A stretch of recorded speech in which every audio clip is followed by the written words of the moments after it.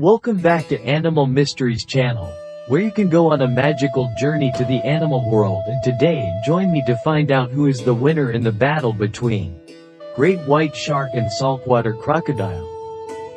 The legendary great white shark is a cartilaginous fish that has caused fear and admiration for many years.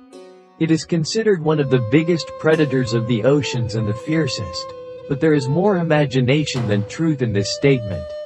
Crocodiles are large reptiles found in tropical regions of Africa, Asia, the Americas, and Australia. They are members of the order Crocodilia, which also includes caimans, gharials, and alligators.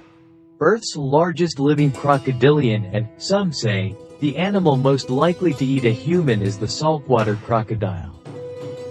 Description: the great white shark is notable for its size, with the largest preserved female specimen measuring 19.1 feet in length and around 4,410 pounds in weight at maturity.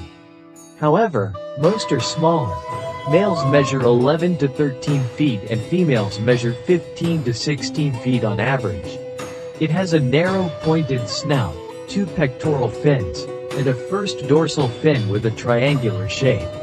The caudal fin is crescent-shaped, and its upper and lower lobes are long and of very similar size, almost symmetrical. The mouth measures 3 to 4 feet wide. It has small onyx eyes and nostrils towards the end of the snout. Its body exhibits discoloration, as the back is gray or blue, while the lower area is lighter. This characteristic provides an advantage when hunting because prey do not notice the shark's figure, which blends with the ocean bottom. The saltwater crocodile has a body length between 16 to 23 feet and weighs between 882 to 1,543 pounds, with males being much larger than females. They are gray or brown in color and have a broad, heavy-set body with a large head. Their jaws are strong, and they have short, strong limbs. They have ridges running from their eyes to their nose, particularly prominent in older animals. Saltwater crocodiles have a valve that seals off the mouth from the throat, enabling them to open their mouth while underwater. However, they cannot eat their prey underwater as swallowing would allow water into their throat, so they either have to drag their prey onto land or raise their head above the water to swallow. Distribution and habitat. The distribution area of the great white shark is very extensive. It can be found in tropical coastal waters as well as temperate and even cold waters.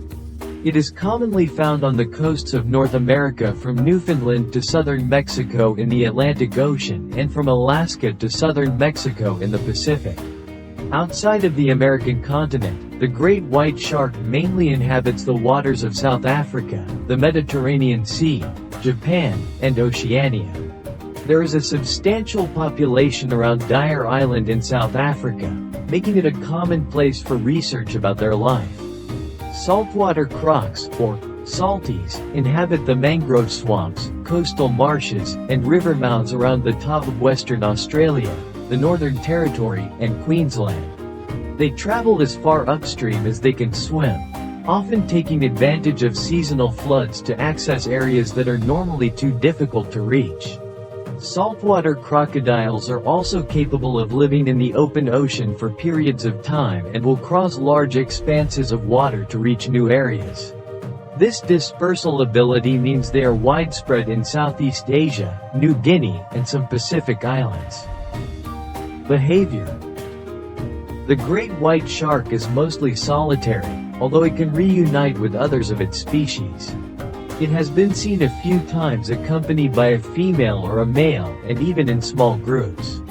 In their groups, it is likely there is hierarchical dominance, with females in the lead. Among all, large individuals dominate the smaller ones, and the longtime residents dominate the newcomers. This shark is active both day and night. Interestingly, they sometimes jump out of the water to look around and search for prey. They are not aggressive with their own species, but if they feel threatened, they may bite their antagonist as a warning. Most people fear the great white shark and consider it a man-eater predator.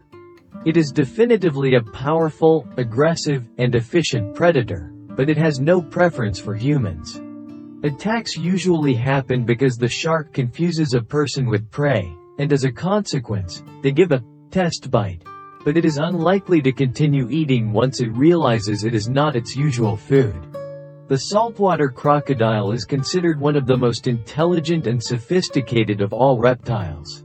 Their barks are a way of communicating with one another, and they are thought to have 4 different calls. Saltwater crocodiles spend most of their time thermoregulating to maintain their body temperature.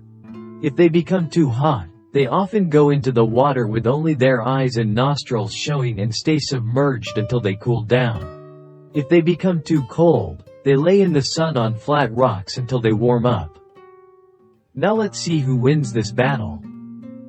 1. Bite force.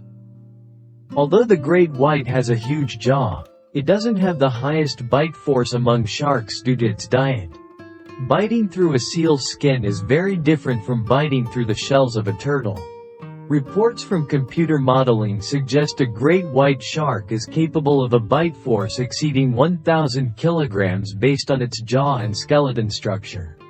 Australian saltwater crocodiles have the world's most ferocious jaws, snapping shut with a 2-ton force that makes great whites look toothless. 2. Tooth type. Due to their usual prey types, crocs and sharks have very different types of teeth.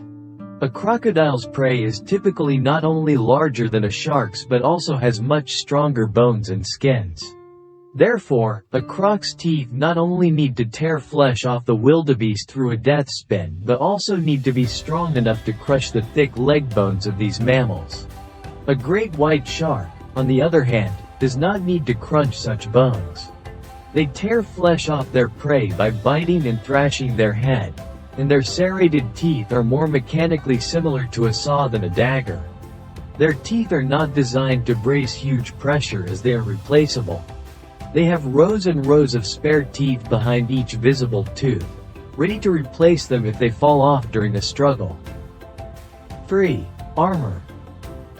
A great white shark's delicate skin was not designed to withstand a couple of tons of penetrating force. On the other hand, a saltwater crocodile's prehistoric armor looks a bit more weatherproof. 4. Jaw size. We have a situation where a great white shark has a large enough jaw to bite the body of a saltee but lacks the bite force and teeth to make it count. The saltee has enough bite force and the right teeth to do serious damage to whatever it can put in its mouth, but its mouth is not big enough for a great white shark. In my opinion, victory goes to the crocodile. A great white shark is most likely to die from missing a fin, but a saltee can live just fine without a leg. What about you? Do you have any other opinions? Please leave a comment to let us know.